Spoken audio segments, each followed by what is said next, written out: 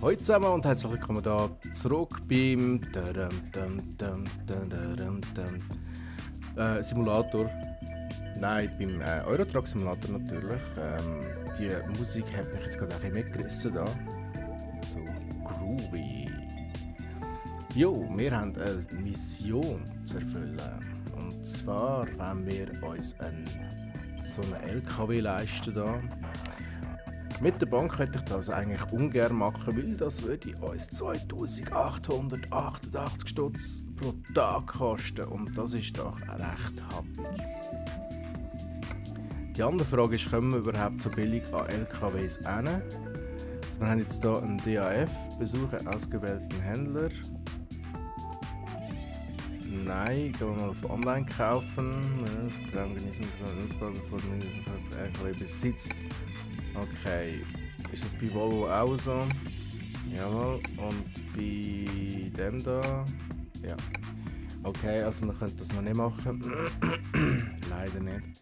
Wir befinden uns momentan hier in Mannheim. Mannheim, da sind wir jetzt gerade. Da oben wäre Kassel. Frankfurt würde ich doch gerne mal sehen. Würde ich sagen, gehen wir da wieder raus und schauen, was wir da so für Angebote haben.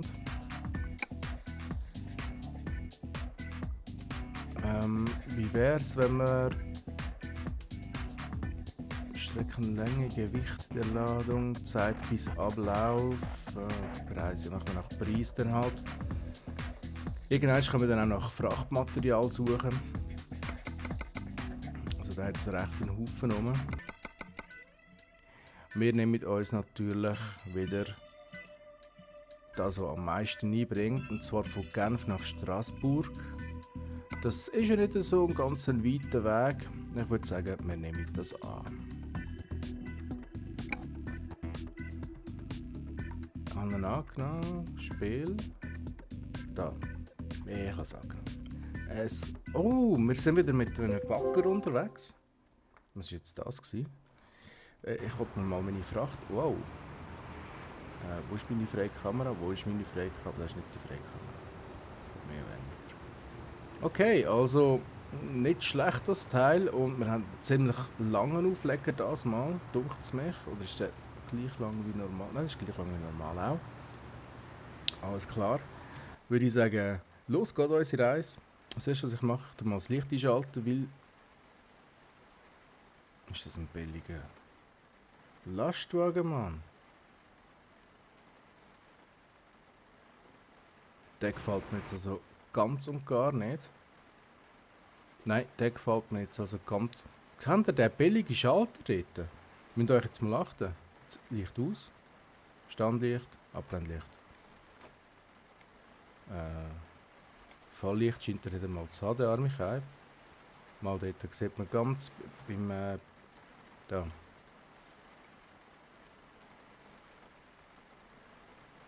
Und jetzt weiss ich nicht, ob sie wieder ausgeschaltet hat. Wir fahren einfach mal so los. Würde ich jetzt einfach mal behaupten. So. Ah, es war ausgeschaltet gewesen. Gut. Wir müssen hier nach rechts. Dann blinke ich doch mal schon eins. Und wir haben Regen. Jetzt muss ich gerade schnell schauen, wie ich hier die Scheibenwischer einschalten kann.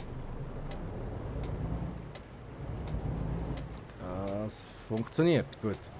Das ist glaube ich nicht L, sondern P. P, ja genau, P ist es. Wir haben gerade grün, ich nutze...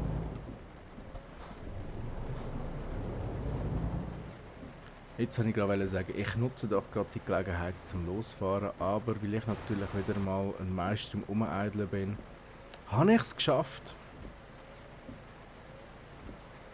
dass es wieder rot wird. Ja nun, wie auch immer. Ja, heute geht es nach Straßburg im schönen Frankreich-Dings. Ich hoffe, dort regnet es nicht, sondern es ist wieder der Côte d'Azur. 500'000 Grad heiß. Muss ich jetzt da links? Ja, ich muss da links. Ich blinke mal, dass die wissen, aha, der Typ, der da so krumm rumsteht, der geht nach links. Also ich glaube, ich muss da nach links. Ja, ich muss nach links.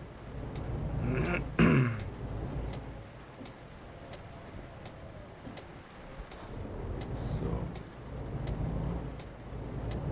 Okay, dann mal sich zentrieren.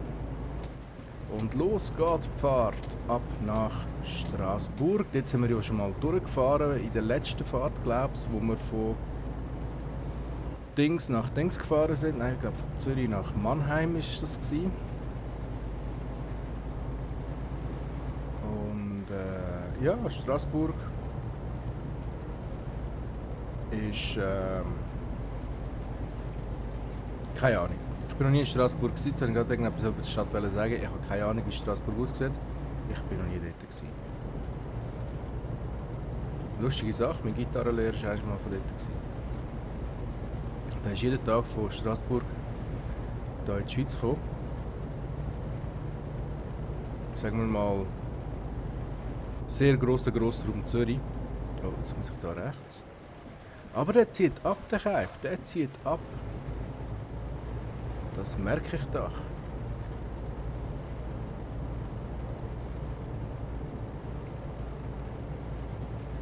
Aber keine Angst. Wie ihr vielleicht an meinem bisschen differenzierten Dialekt könnt hören, bin ich nicht von Zürich. Und die Betonung liegt da nicht auf Zürich, sondern auf nicht. Nicht auf nicht, sondern auf nicht. Nicht, wie kann man nicht sagen? Hey, hallo? Sorry, aber nein, das geht ja gar nicht so Zeug. Also ich will jetzt auch niemanden beleidigen, ist ja klar, dass ich da niemanden beleidigen will, aber hey, hallo?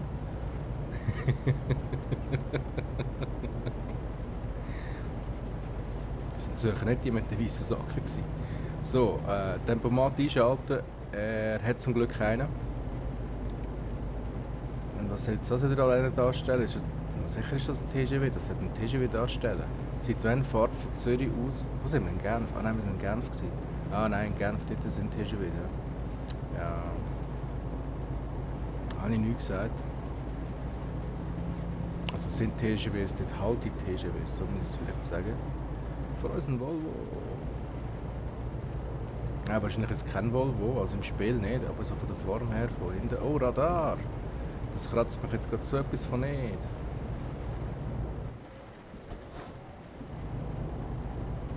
Ein bisschen runterbremsen. Ich weiss nicht, ob man etwas merkt vom Belag, wenn es regnet. Dass es irgendwie rutschiger ist oder so, ich weiss es nicht. Ja, wenn wir es gerade von Automarken nicht hatten und man mir nicht sagen kann, dass ich irgendwie da Werbung für Volvo mache, dann hält es gerade ausgesehen wie ein Audi und da kommt ein uralter Ford Mondeo oder so irgendetwas. Also ich bin nicht der absolute Autofreak, wie man jetzt vielleicht gerade könnte erahnen oder meinen. Das da ist ein BMW, klassischer. Und da haben wir einen, keine Ahnung, VW Passat oder so. So, genug Werbung für verschiedene Automarken gemacht, es geht weiter ins Spiel. Ja, ich habe ja schon lange mal erzählt, dass ich das Ziel habe dort, mit dem eigenen LKW. Aber das Problem, das ich jetzt hier dabei habe, wie soll ich mir einen LKW kaufen, wenn die Händler sagen, sie hätten zu wenig Vertrauen in mich, weil ich ja noch keine 5 LKWs besitze. Ist jetzt die Frage, die ich mir stelle, wie will ich mir denn sonst einen LKW kaufen? Ich habe keine Ahnung. Apropos keine Ahnung. Ich habe eigentlich für heute noch vorgehabt, also nach der Aufnahmesession, wollte ich mir mal wieder Muffins backen. Ich muss gerade, das ist gut. Und ich habe auf einer Videoplattform im Internet, YouTube, ein lustiges Video gesehen. Ich weiss nicht mehr, wer es war. Ich finde es leider nicht mehr. Aber die haben Regenbogen-Muffins gemacht. Und die haben so künstlich und grusig ausgesehen, dass ich für mich so gedacht habe, das muss ich auch probieren. Das Blöde ist aber einfach, ich habe bis jetzt noch keine Lebensmittelfarbe gefunden. Ich muss nachher wieder mal schnell... Okay. Nein, ich muss nachher noch mal schnell in den Laden schauen, ob ich das irgendwie doch finde irgendwo. Und außerdem hätte ich es ja sehr begrüßt, wenn es irgendwie... ihr kennt ja die Streusel, die man drauf machen kann, oder? Da gibt es da die kleinen, runden, bunten, in verschiedenen Farben. Meistens in verschiedenen Farben, wenn sie bunt sind. Und Blümchen und da gibt es noch für zum Beispiel die Aargauer Rüebli-Torte, oder wie die heisst. Keine Ahnung. Gibt es da die Marzipan-Rüebli noch oben drauf. Die habe ich alle gefunden, das war alles kein Problem gewesen. Aber was ich wirklich vermisse, sind Hello Kitty Streusel. Ernsthaft. Das meine ich jetzt nicht als Witz, sondern ich habe die wirklich gesucht. Weil ich habe so gedacht, wenn ich schon Muffins mache, dann mache ich es. Oh. Entschuldigung. Dann mache ich so voll die dämlichen Muffins mit so Hello Kitty Streusel und vielleicht noch SpongeBob Streusel. Ich weiß, gibt es SpongeBob Streusel? Das wäre natürlich der Hammer. Dann könnte ich den Thaddeus und den SpongeBob und den Krabs drauf tun und dann hätte ich voll Freude. Nein, ich wahrscheinlich weniger. Aber mein Vorhaben ist folgendes: Ich wollte die Muffins irgendwie mit in die Firma nehmen. Und könnt ihr euch vorstellen, die Blick von meinen Mitarbeitern, wenn ich mit Muffins ankomme, mit Hello Kitty Streusel drauf oder so.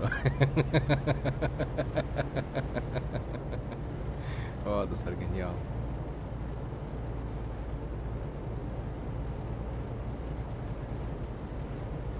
So.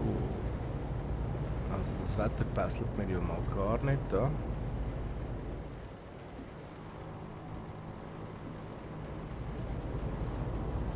Ja.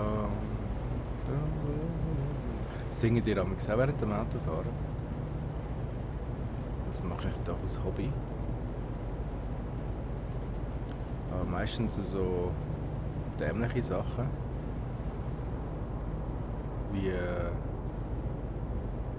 nein, das singe ich jetzt nicht. Nein, ich singe jetzt nicht. Nein, ich singe nicht. Nein, das mache ich jetzt nicht. Oh, es hört auf regnen. Die Sonne kommt. Sonne. Gut. Also da vorne scheint wieder ein Bremsblock zu sein. Da gehe ich doch schon mal dezent auf die linke Spur.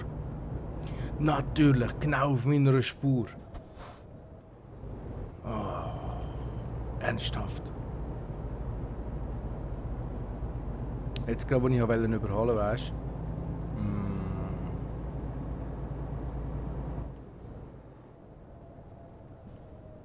Komm, mach, fahr. Mit dem, was ist das? Hobby, Opel, Skoda, keine Ahnung, was irgendein Auto mit einem runden Zeichen, Markenzeichen-Dings. Ja komm, fahr doch, fahr. Ich habe übrigens gar nicht gemerkt, dass wir die Landesgrenzen überschritten haben. Überfahren haben, meine ich natürlich.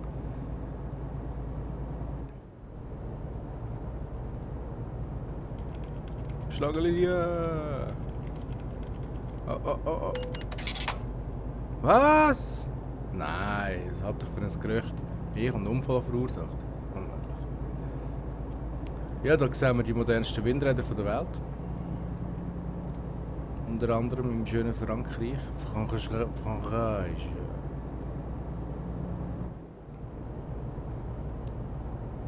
Und das dunkelt mir sehr alpin, das ganze Gelände. Aber ist okay. So, wie geht's da weiter? Ich muss geradeaus. Alles klar. Und Tempomat, dann ist mir zu blöd da.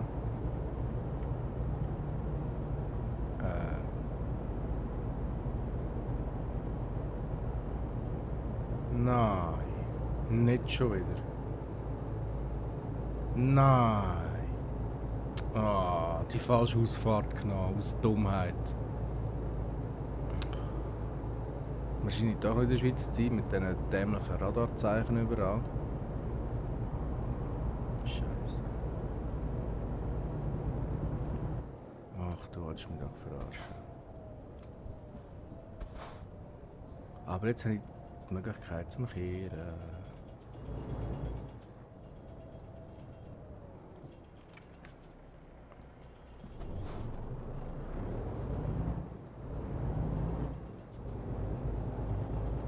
So.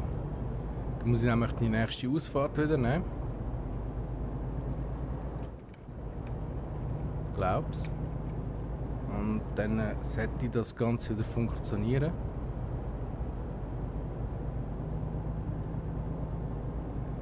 Hoffe ich.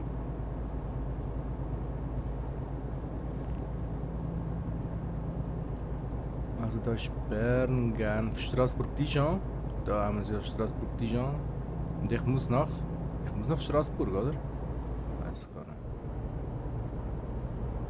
Aber jetzt halt mal. Ah, darum hätte ich gerade auswählen. Ja, das ist ja das Ganze eigentlich schon gut rausgekommen, so wie sie war.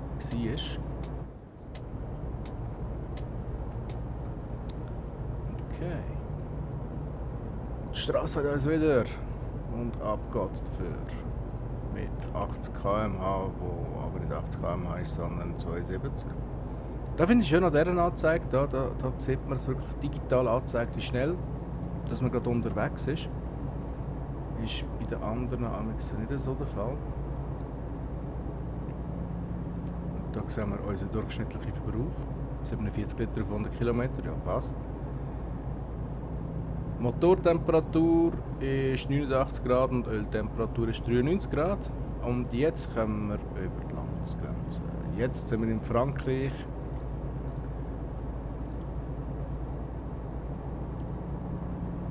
Alors je parle français maintenant parce que nous sommes en France. Dingsbums. Ich hasse Französisch. Müssen wir danken? Ich glaube es nicht. Nein, sieht nicht danach aus. Die Müdigkeit hält sich eigentlich auch noch in Grenzen. Ja, das passt. Und wir fahren noch ungefähr 1 Stunde 25 in Richtung Straßburg-Metz. Nein, Dijon. Wieso?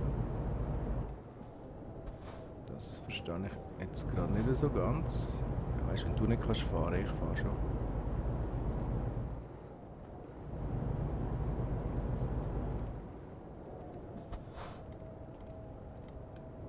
So.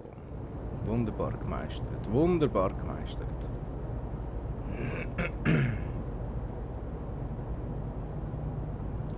Bin ich jetzt da auf einer Autobahn oder wie oder was? Wetten wir jetzt gerade links rüber zum Überholen? Wetten wir? Nein. Mal. Wartet mal, wer auf der linken Spur bleibt.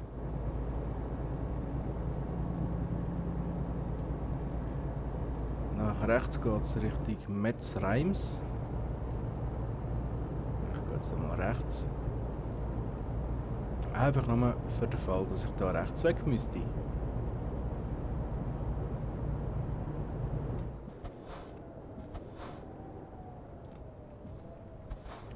Das ist so mühsam.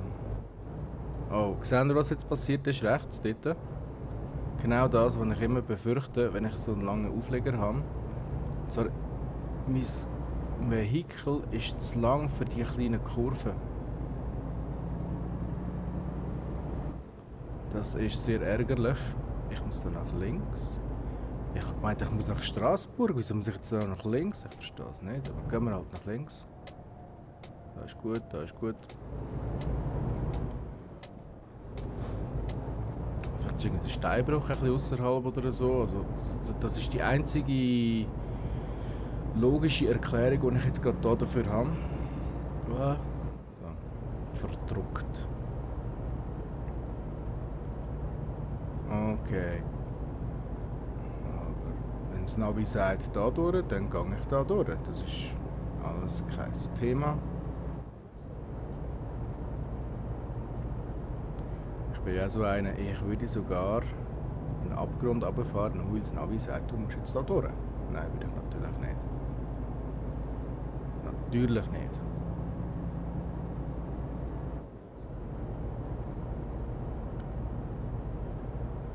Ja klar, Stuttgart. Bin ich da in Deutschland oder was? Also geht es halt weiter Richtung Metz-Reims.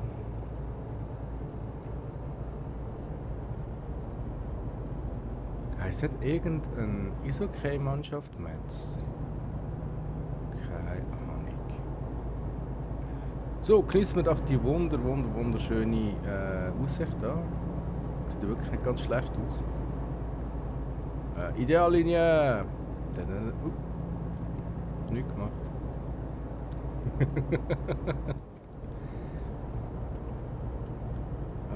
Jetzt kommen wir nach Reims. Dann kommen wir halt nach Reims.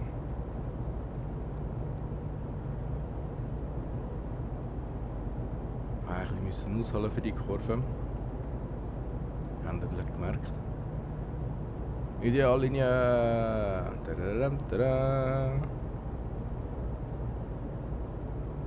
Du kannst auch anhalten, wenn du willst, gell? Und jetzt kommt eine krasse Kurve. Oh, da fällt mir gerade etwas auf. Unser Gewicht ist relativ weit hinten, was eigentlich sehr unklug ist, soviel ich weiß. Wow. Ich muss da rechts.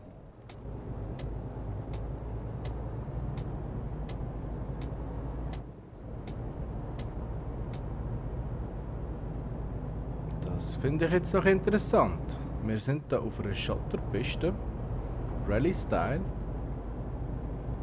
Rally Style. Dadadam, dadam.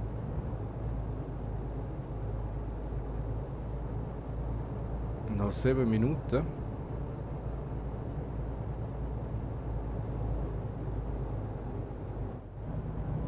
Das verwirrt mich jetzt da gerade ein bisschen mit dieser Schotterpiste. Aber ist okay.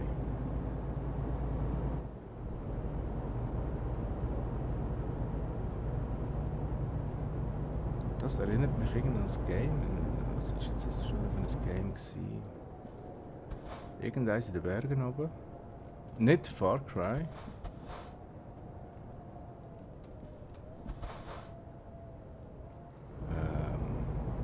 Was ist das schon für ein Game gewesen? Ich mag mich nicht mehr erinnern. So, dort wo das Fähnchen ist auf dem Navi, dort eine Musik.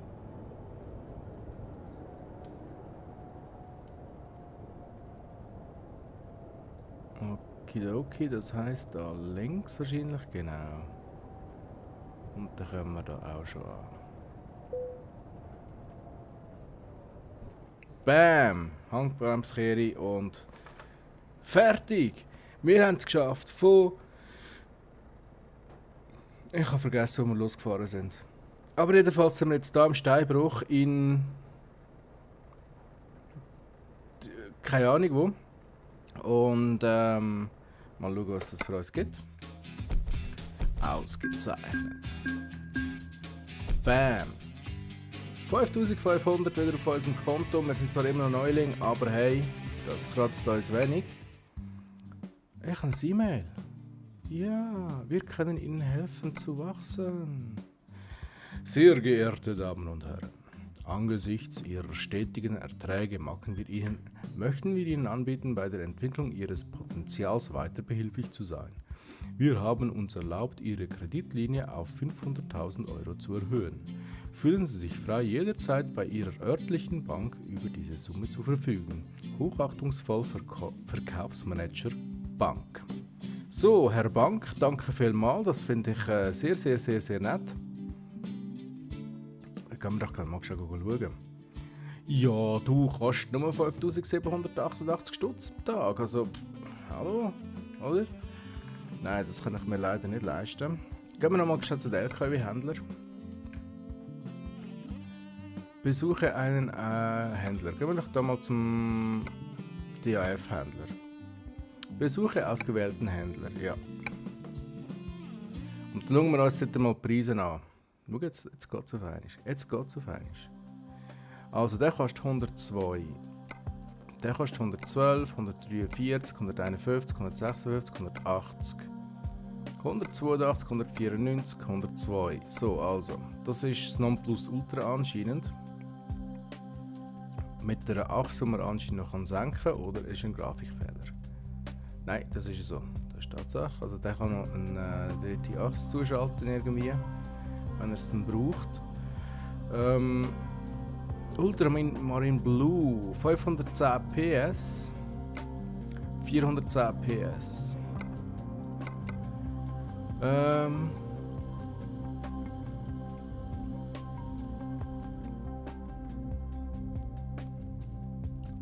Da, 800 Liter, 1400 Liter. Also das heisst, mit dem kommen wir weiter und verbrauchen wahrscheinlich weniger Kraftstoff. Für 102'000. Also verlassen wir mal das Ganze, ja. Und ich würde sagen, wir gehen jetzt das Risiko ein mal. Wir gehen jetzt das Risiko einfach mal ein und nehmen uns einen Kredit von 100'000 und haben dann eine tägliche Rate von 2888, aber wir sind dann nachher nicht mehr angewiesen auf fremde LKWs, sondern haben dann unsere eigene. Nein! Ich wollte einen anderen LKW-Händler noch aufsuchen, und zwar da haben wir noch einen Volvo-Händler und irgendwo sonst haben wir noch einen allgemeinen Händler.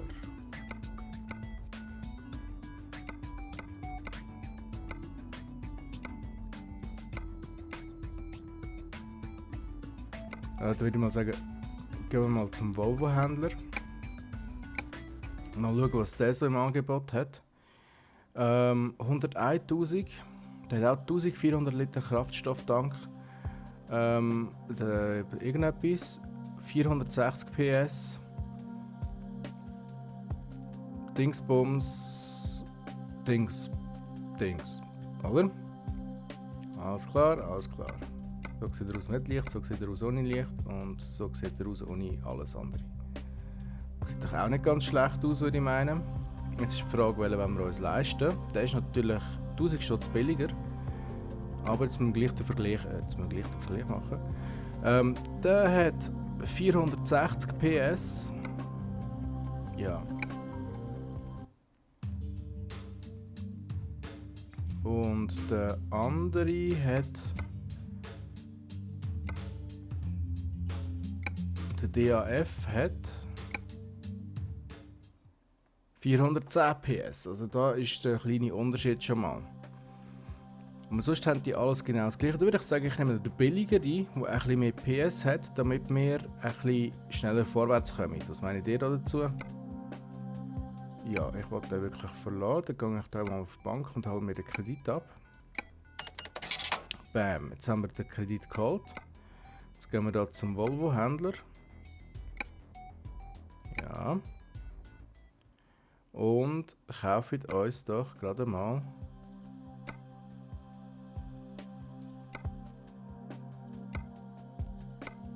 der da ist gewesen, ja.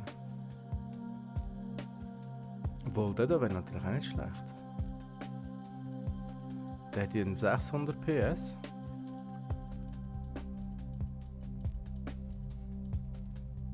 Wie sieht das Topmodell aus von denen? Da ist Top-Modell. Mit 750 PS. Für 192'000. Aber das kann ich mir leider nicht leisten. Darum würde ich sagen, gehen wir mal auf den zuerst. Mit den 460 PS, die da auch schön aufgeschrieben sind. Und die maximale Ladung, die der kann ziehen kann, ist wie viel?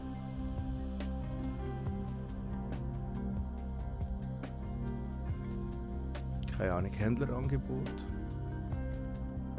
Herstellerangebot, was heisst das? Ah, da. Und die kann ich mir noch nicht mal leisten. Aha, so dann. Die kann ich mir nicht mal kaufen da. Okay. Aber jetzt warte mal, der hat 540 PS und der hat 460 PS. Wie geht denn das auf? Das ist ja noch der billigere als der.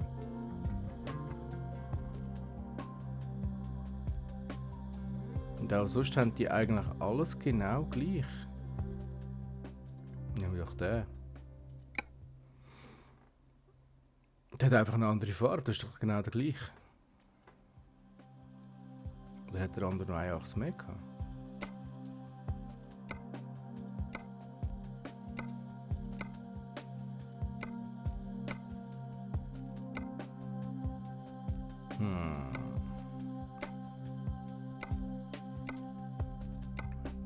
Und wir können den.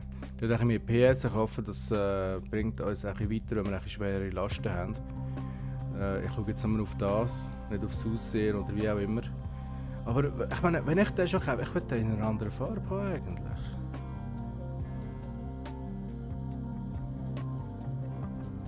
Die Farbe kann man eigentlich nicht ändern, also kann man kaufen. Ich danke Ihnen für den Kauf Ihres ersten LKW bei uns und würden uns freuen, Sie wieder bei uns begrüßen zu dürfen. Ja, da musst du meine Bank fragen, gell? So, ich habe meine erste eigene LKW.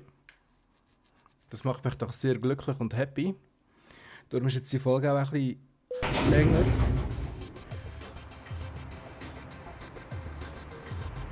Voll geil.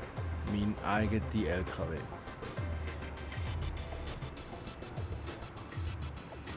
Jetzt, ich habe keine Ahnung, wie das Spiel jetzt weitergeht.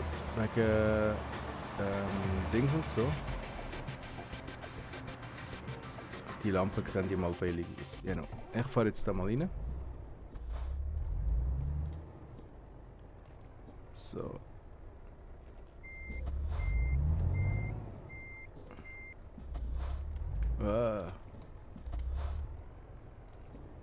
Ach komm schon. Ist das so schwierig, da reinzufahren?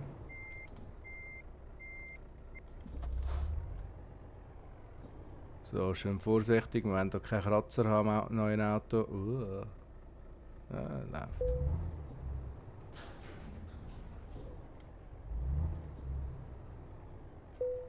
So. Halt da. So. Eingabe. So, ich drücke jetzt mal Eingabe. Größe winzig, zugewiesener LKW 1, zugewiesener Fahrausweis, täglicher Profit. Also der kann einen täglichen Profit von 13.967 rausbringen. Produktivität ist natürlich 0. So, jetzt, was kann man da machen? Schnellreise, Kartenansicht, Tabellenansicht, Fahrmanager, Arbeitsagentur. Gehen wir mal dort hin. Ah, da kann ich Fahrer einstellen. Fahrer einstellen. Drücken wir mal. Ich habe keinen neuen Platz für. Ach so. Aber der Ulf könnte mir natürlich einstellen, der Ulf. Der würde ja 355 pro Tag kosten. Alles klar. Fahrermanager. Durchschnittlicher Profit 13.000. Garagenmanager, und jetzt da müssen wir noch da irgendwie schnell reisen. Nein, da Tabelle, da. 100% so, was?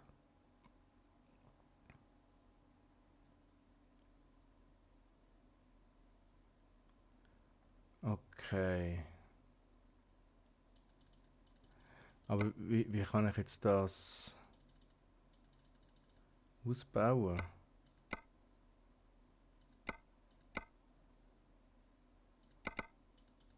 Ja nun, wie auch immer. Ich würde sagen, wir sehen uns beim nächsten Mal. Ich drücke jetzt da noch ein bisschen im Zeug umeinander und so. Und ja, lassen wir uns überraschen, wie es wird.